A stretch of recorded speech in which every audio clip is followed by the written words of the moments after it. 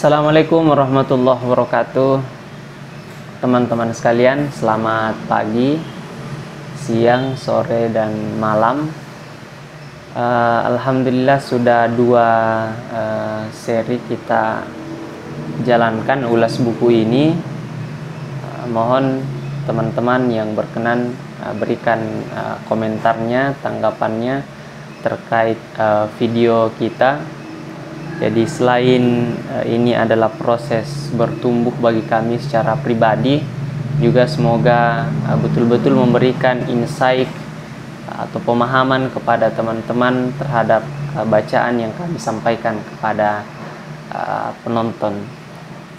Nah, kali ini teman-teman sekalian, saya ingin membacakan dari buku yang sama, Pergulatan Pemikiran Keindonesiaan karya Anwar Arifin Andi Pate. Saya ingin membaca topik ekspresi di era reformasi. Ekspresi di era reformasi ini dimuat pada harian Tribun Timur pada Oktober 2017. Bismillahirrahmanirrahim. Rupanya berekspresi di era reformasi ini menimbulkan juga masalah. Ekspresi Gubernur Anies Baswedan hari Senin 15 Oktober 2017 tentang pribumi dalam konteks sejarah Indonesia dan ternyata viral di media sosial dan menjadi wacana yang ramai dan kontroversial. Rupanya istilah pribumi yang sah dan banyak digunakan di masa Orde Baru ternyata kini tabu bagi pejabat. Ada larangan menggunakan kata pribumi dalam Impres nomor 26 tahun 1998 dan dalam Undang-Undang Nomor 40 Tahun 2008 tentang penghapusan diskriminasi ras dan etnis. Dari perspektif ilmu komunikasi, adanya banyak reaksi atau protes terhadap penggunaan kata pribumi oleh pejabat demi proses rekonsiliasi justru akan membuat kata pribumi itu semakin populer. Juga dapat membuat kalangan pribumi menghimpun kekuatan, terutama bagi mereka yang merasa terpinggirkan oleh sistem ekonomi pasar liberal dan kapitalisme global. Teori khalayak keras kepala dalam tanda petik akan tampil setiap proses komunikasi, terutama dalam komunikasi politik. Sentimen sara, suku, agama, ras, dan aliran sulit dihilangkan dengan cara menyembunyikannya di bawah karpet, karena selain adanya kebebasan berekspresi, juga terutama oleh kehadiran sistem pemilu elektoral berdasarkan suara terbanyak. Budaya berbagi dalam negara gotong royong sesuai UUD 1945 yang berubah menjadi budaya berebut dalam pemilu yang syarat dengan doktrin liberal pasti diiringi populisme dan primordialisme. Isu suku, agama, ras, dan aliran akan terekspresi dalam kampanye laten. Kata pribumi dan non-pribumi akan selalu mengiringi ekspresi politik, terutama dalam masyarakat pluralis seperti Indonesia. Beberapa negara justru melegalkan persaingan antar ras yang terlembaga dalam partai politik. Istilah pribumi dipopulerkan oleh Varnival dalam karyanya Netherlands Indie, A Study of Plural Economy pada tahun 1967. Beliau menulis bahwa pada zaman Hindia Belanda, orang-orang Indonesia yang disebut golongan pribumi secara struktural ditempatkan sebagai warga negara kelas 3 di negaranya sendiri.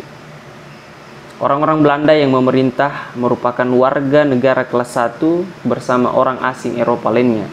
Sedangkan golongan Arab, Cina, India, dan Pakistan menempati kedudukan menengah atau kelas kedua antara orang Belanda bersama orang Eropa dengan pribumi. Dengan posisi tersebut, kehidupan golongan pribumi tidak lebih dari pelayan yang terpinggirkan di negerinya sendiri. Golongan pribumi di masa Hindia Belanda secara keseluruhan merupakan masyarakat yang tumbuh atas dasar sistem kasta tanpa ikatan agama. Funival menyebutnya masyarakat majemuk. Sebab itu masyarakat Indonesia tidak memiliki kehendak bersama atau common will yang membuat rapuh persatuan Indonesia. Hal itulah yang harus selalu diperkuat dengan menciptakan pembaruan dan keadilan sosial. Menyadari tesis dan ekspresi Furnival tentang rapuhnya persatuan Indonesia, maka para pendiri Republik Indonesia mengharamkan persaingan bebas dalam ekonomi dan politik, budaya berbagi melalui koperasi dan melalui musyawarah dan mufakat sangat diagungkan dan lalu dibakukan dalam Undang-Undang Dasar 1945. Di akhir tulisan ini, Prof. Anwar Arifin Andipate, ini nampaknya dari tulisan beliau sendiri, kita patut mawas diri terhadap kebebasan absolut yang dititel kebebasan negatif, terutama melalui media massa dan media sosial. Kebebasan negatif itu merusak moral masyarakat dengan berita bohong, fitnah, dan insinuasi atau hoax, dan semakin memperlebar kesenjangan sosial. Soalnya orang memasuki ruang kebebasan absolut dalam kesetaraan politik tanpa kesetaraan sosial ekonomi, sehingga memperparah ketidakadilan sosial. Kaum kaya semakin kaya dan kaum miskin semakin ketinggalan. Keindonesiaan, 22 Februari 2018. Menarik topik ini teman-teman sekalian soal ekspresi di era reformasi. Saya ingin kaitkan sedikit dalam isu yang belakangan juga cukup viral, yaitu kasus Luhut Binsar Panjaitan versus Haris Azhar, ya.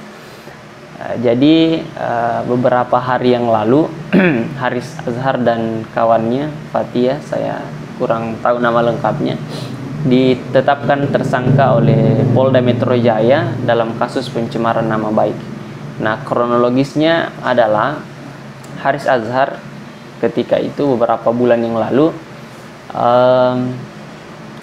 mengadakan semi talk show di kanal YouTube pribadinya dan membahas tentang tambang yang ada di Papua sana, dan menyebutkan salah satu pejabat yang juga bermain di tambang emas yang ada di Papua sana, yaitu Bapak Luhut Binsar Panjaitan. Nah, hal ini tidak diterima oleh pihak yang merasa dituduh atau Bapak Luhut ini, sehingga Luhut menurut berita yang saya baca itu mensomasi Haris Azhar. Tetapi Luhut katanya tidak puas gitu ya, tidak puas dengan balasan dari somasi yang dilayangkan, dan salah satu yang diminta oleh Luhut adalah meminta maaf gitu.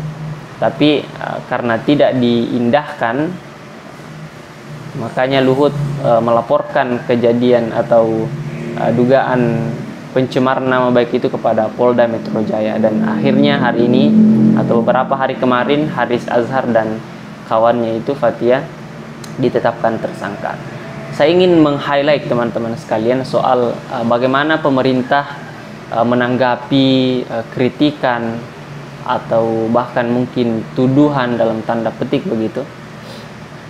Kita bisa membayangkan jika mentalitas pemimpin kita adalah anti kritik, maka negara demokrasi atau negara bebas berekspresi itu hanya mimpi belaka. Mungkin ada ini ya, perbedaan sudut pandang. Mungkin kita mengatakan bahwa sah-sah saja Luhut melaporkan Haris Azhar dengan dugaan pencemaran nama baik.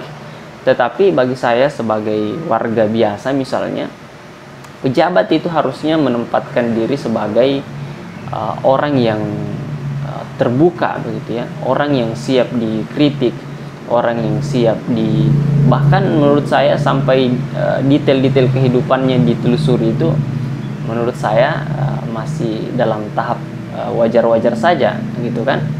Nah, apalagi ini kaitannya dengan kemaslahatan publik begitu ya. Tambang emas yang ada di Papua itu bukan milik segelintir orang tetapi milik negara. Karena itu maka wajar jika ada orang yang mencoba menelusuri atau meneliti begitu ya tentang pihak-pihak siapa saja yang bermain di sana dan apakah kepentingannya itu betul-betul tersalur kepada rakyat atau tidak. Mungkin bagi saya simpel saja, orang yang merasa tertuduh, Bapak Luhut misalnya, ya silahkan saja disampaikan kepada Haris Azhar, laporkan misalnya kan, laporkan dan buktikan kalau memang itu betul. Tidak perlu takut gitu ya, tidak perlu takut. Ya kecuali memang itu terjadi, ya saya kira memang perlu bertindak juga, jangan sampai kepentingan kita terpinggirkan.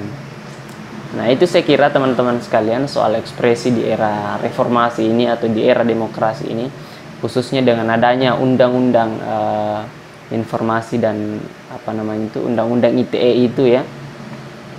Undang-undang ITE itu sangat bagi saya secara pribadi mengekang kebebasan berpendapat kita, karena sekali saja kita melontarkan kritikan walaupun tanpa menyebutkan objeknya begitu, dan ada yang tersinggung, nah itu kita kena delik nantinya ya. Ya, padahal seharusnya pasal-pasal seperti itu adalah pasal penghinaan ya. Pasal penghinaan itu artinya ada yang dihina, dan itu eksplisit. Ya, itu saya kira teman-teman sekalian semoga bermanfaat dan jadi refleksi bagi kita di era berekspresi ini. Wassalamualaikum warahmatullahi wabarakatuh.